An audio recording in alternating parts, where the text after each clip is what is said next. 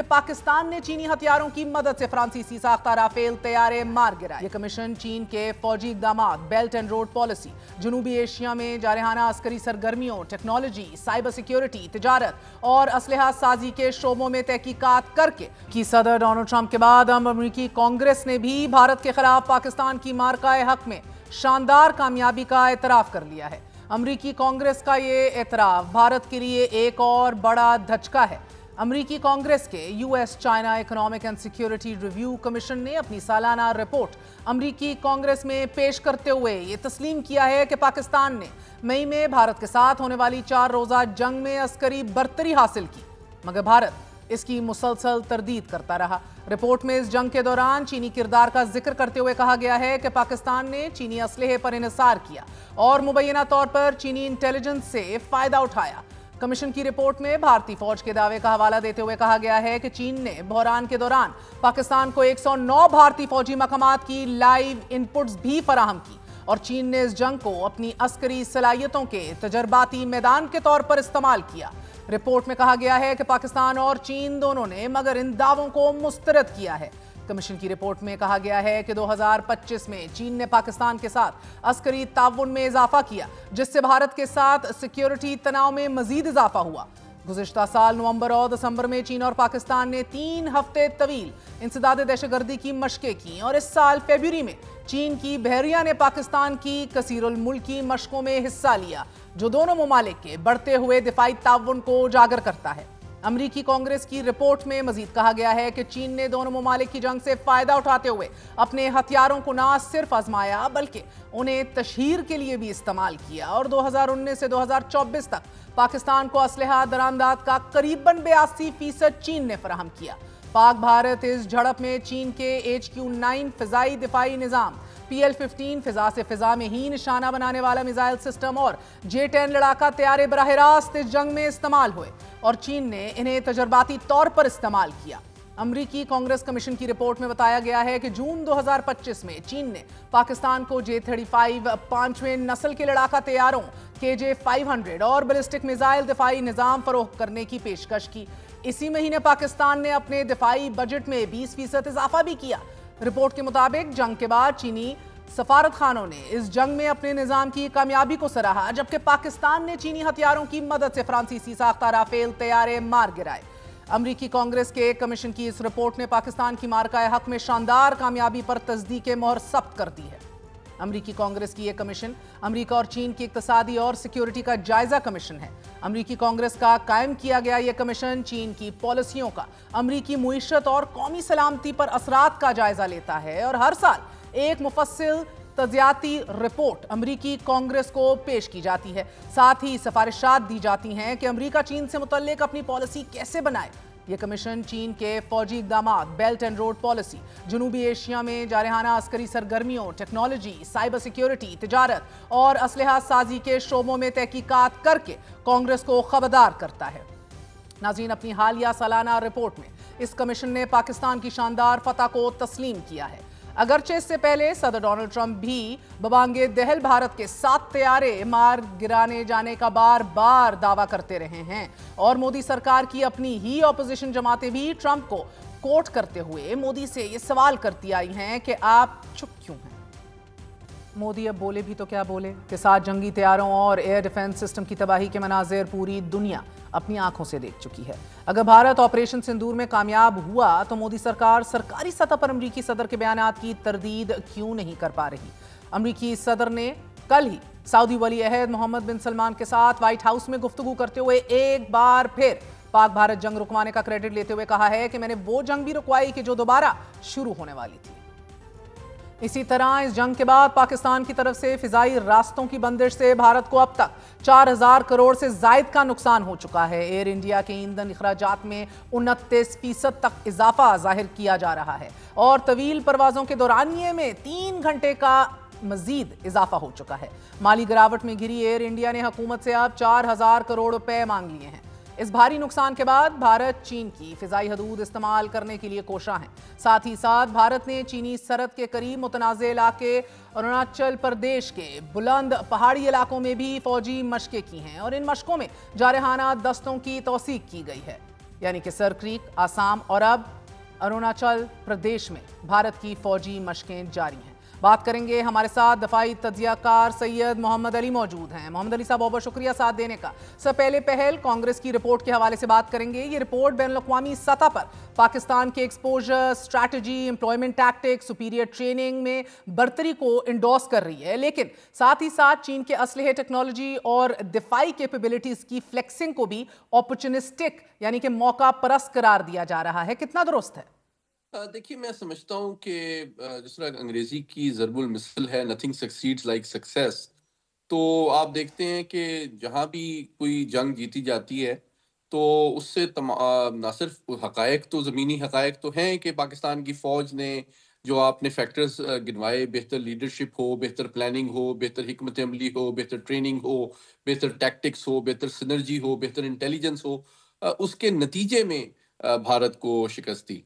लेकिन दुनिया की जो दिफाई इंडस्ट्री, आप जानती हैं कि वो तो ट्रिलियंस ऑफ डॉलर्स की मतलब उसमें स्टेक पे है। और एक हथियारों की सेल के लिए पूरी दुनिया के जो बड़ी कंपनियां हैं वो compete कर रही होती हैं। आपको याद होगा कि फ्रांस की बहुत बड़ी एक तैयारा साज कंपनी है डेजोल्ट, जो कि राफेल बनाती है, और इस जंग के बाद उसके शेयर गिर गए थे। और जो चीनी कंपनी है जो कि जेट-एन-सी बनाती है, उसके शेयर्स बढ़ गए थे। तो इन जंगों का दिफाई सनत, उनकी मुनाफा बख्श पैदावार, उनकी साख, उनके फ्यूचर कॉन्ट्रैक्ट्स, इन तमाम चीज़ों पे असर पड़ता है। अच्छा, अब हम एक और कॉन्टेक्स्ट में देखते हैं कि अमेरिका और चीन के दरमियान तो एक हकीकत है कि एक ग्रेट पावर राइवलरी तो एक चल रही है।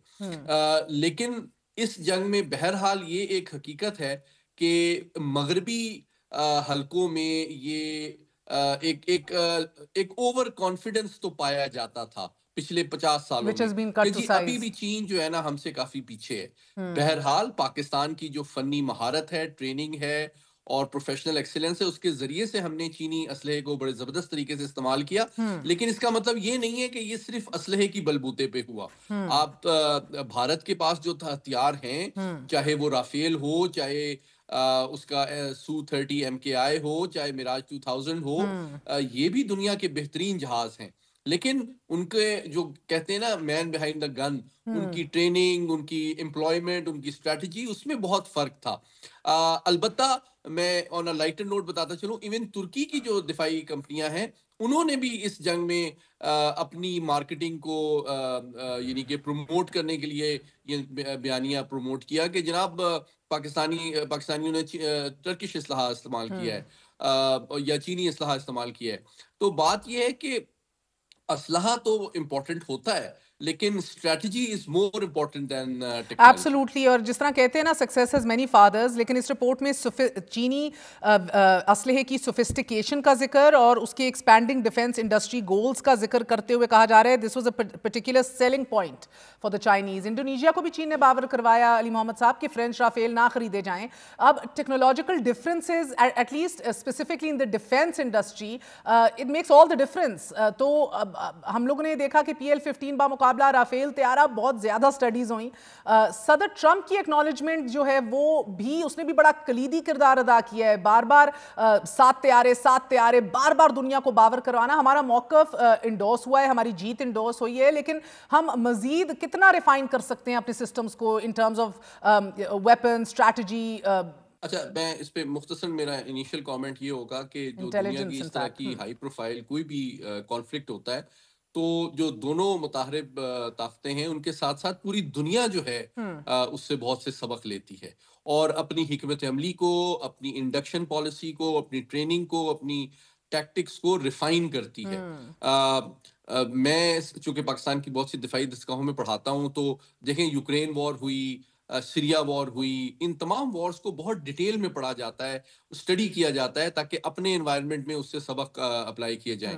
तो ये वॉर सिर्फ इंडिया पाकिस्तान नहीं, बल्कि अमेरिका, बरतानिया, यूरोप की भी बेहतरीन दरगाहों में डिस्कस हो रही है। और अमेरिका के भी जो सफ़े अव्वल की मिसाइल साज कंपनी है रेथ्योन, उसको ऑर्डर्स मिले हैं PL-15 की कामयाबी के बाद कि वो भी अपना जो एमरैम मिसाइल है उसकी मजीद दूर मार रेंज और वर्जन ڈیولپ کرے. چین کو جس طرح میں نے کہا کہ ایک فالس سینس آف سپیریورٹی تو مغرب میں رہا ہے, اور ایک طرح سے وہ چونک گئے ہیں کہ چینی اسلحے کی ٹیکنالوجی اور مغرب جو ہے, اب مغرب کی جو ایک کمپلیسنسی تھی یا سینس آف سپیریورٹی تھی وہ اب ایک حقیقت نہیں ہے, اور چینی اسلحہ بھی جو ہے وہ دنیا میں اتنا ہی زبردست ہے جتنا کہ دنیا کا کوئی اور ملک کے ہتھیار ہیں. اچھا, ایک اور ایسپیکٹ اس کا جو میں بتانا کوئکلی سمجھتا ہوں, وہ اس کا جیو پولیٹیکل کانٹیکسٹ بھی ہے. دنیا میں جو اسلحے کی خرید و فروخت ہوتی ہے, خصوصاً بڑے big ticket items like fighter aircraft, like ships, وہ جیو پولیٹکس سے بالا تر بدقسمتی سے نہیں ہوتی ہے. اس لیے مثال کے طور پہ فرانس کی جو ٹیکنالوجی ہے ہم بھی لیتے رہے ہیں. میراج طیارے پاکستان کے پاس فرانس کے بعد دنیا کا سب سے بڑا میراج کا فلیٹ ہے, لیکن اس کی مینٹیننس مہنگی ہوتی ہے. امریکن سسٹم جو ہے وہ ٹیکنالوجی ایڈوانس ہوتا ہے.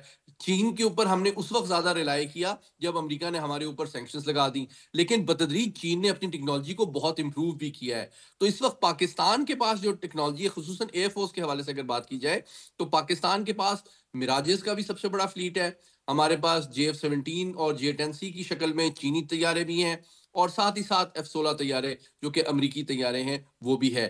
تو ہم نے اصل بات صرف یہ نہیں ہے کہ چین کے طیارے آ گئے تو ہم نے دنیا کے سامنے بھارت کو امبیرس کر دیا. ہمارے پاس فرینچ ٹیکنالوجی بھی ہے, ہمارے پاس چائنیز بھی ہے, ہمارے پاس ٹرکش بھی ہے, ہمارے پاس امریکن بھی ہے.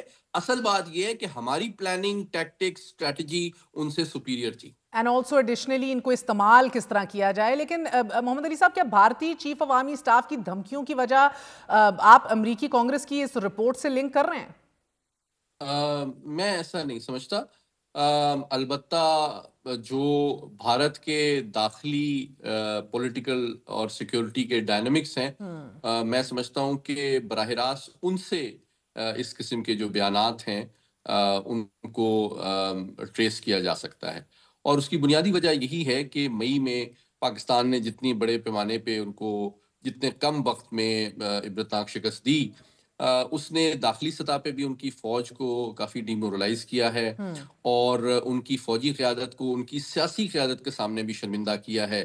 پھر پاکستان سے ان کا 9 گنا بڑا ڈیفنس بجٹ ہے, تو وہ اپنے ٹیکس پیئرز کو کیا منہ دکھائیں گے کہ 14 لاکھ کی جو فوج ہے اور $75 ارب کا جو ڈیفنس بجٹ ہے, وہ چند گھنٹوں کی پاکستان کی جوابی کارروائی کے بعد جو ہے ہم پوری دنیا کے پیچھے بھاگنے کے لیے مجبور ہو جاتے ہیں کہ ہمیں پاکستان سے بچاؤ.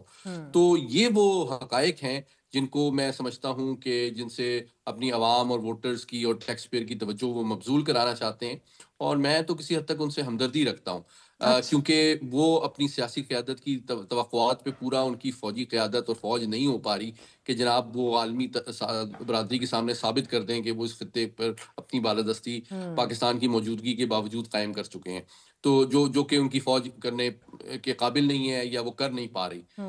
دوسری جانب میں سمجھتا ہوں ان کی فوج کے اندر جو سنجیدہ حلقے ہیں وہ اس بات کو بخوبی جانتے ہیں کہ ایک نیوکلیرائزڈ انوائرمنٹ میں پاکستان کے ساتھ اس طرح کی سیبر ریٹلنگ جو ہے وہ اس ریجن کے سیکیورٹی اور اسٹیبلٹی کے لیے بھی ٹھیک نہیں ہے, اور خود پاکستان کو مجبور کر سکتی ہے کہ آئندہ کسی اس قسم کی جارحیت کے نتیجے میں وہ کہیں زیادہ سخت جواب دے سکتا ہے, جس کا ان کو مزید نقصان بھی اٹھانا پڑ سکتا ہے, اور مزید ان کی شرمندگی بھی دنیا میں اور جو پہلے پوری طرح سے ان کو نہیں اندازہ تھا کہ پاکستان کیا کیا کر سکتا ہے. لیکن آن دا ادر سائڈ سر, 7 سال بعد سعودی ولی عہد MBS کا دورہ امریکہ, in fact one of the biggest news internationally sir, New York Times تو دورے کو کامیاب ترین قرار دے رہا ہے. آپ کی نظر میں یہ دورہ کتنا کامیاب تھا اور اہمیت کیا تھی؟